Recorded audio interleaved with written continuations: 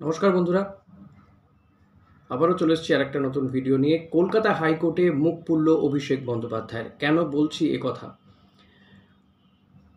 অভিষেক বন্দ্যোপাধ্যায় গতকালই জানিয়েছিলেন শেখ শাহজাহানকে গ্রেপ্তার করতে সবচেয়ে বড় বাধা হচ্ছে কলকাতা হাইকোর্ট। কলকাতা হাইকোর্ট রাজ্য পুলিশের হাত পা বেঁধে রেখেছে, সেই কারণেই শেখ শাহজাহানকে গ্রেপ্তার করা যাচ্ছে না। এক্ষেত্রে তিনি যুক্তি দেখিয়েছিলেন যে যেখানে পার্থ চট্টোপাধ্যায়, জ্যোতিপ্রিয় মল্লিকের মতন তাবড়ো নেতারা রাজ্যের গুরুত্বপূর্ণ মন্ত্রী ছিলেন যখন তাদেরকে গ্রেপ্তার করা হয়েছে, তারা যদি গ্রেপ্তার হতে পারে, তাদেরকে যদি মন্ত্রিসভা থেকে সরিয়ে দেওয়া হতে পারে, তাহলে শেখ শাহজাহান কে এমন তাকে গ্রেপ্তার করাটা বা তাকে গ্রেপ্তার করাটা খুব বড় বিষয় নয়।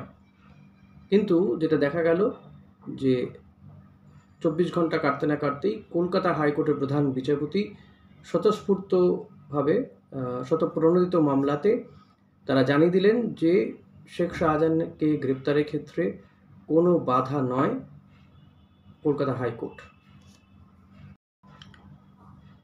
ফলত প্রশ্ন থাকছে, তাহলে কি শেখ শাহজাহানকে গ্রেপ্তার করা এখন শুধুমাত্র সময়ের অপেক্ষা?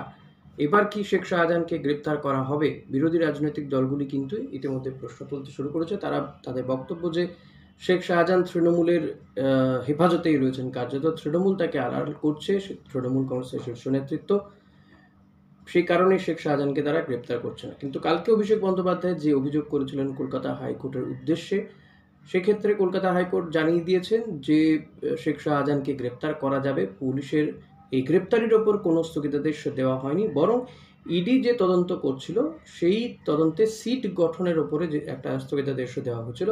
আর এক্ষেত্রে এই মামলাতে শেখ শাহজাহানকে পার্টি করা হয়েছে, পাশাপাশি পার্টি করা হয়েছে রাজ্য পুলিশ, সিবিআই এবং ইডিকেও।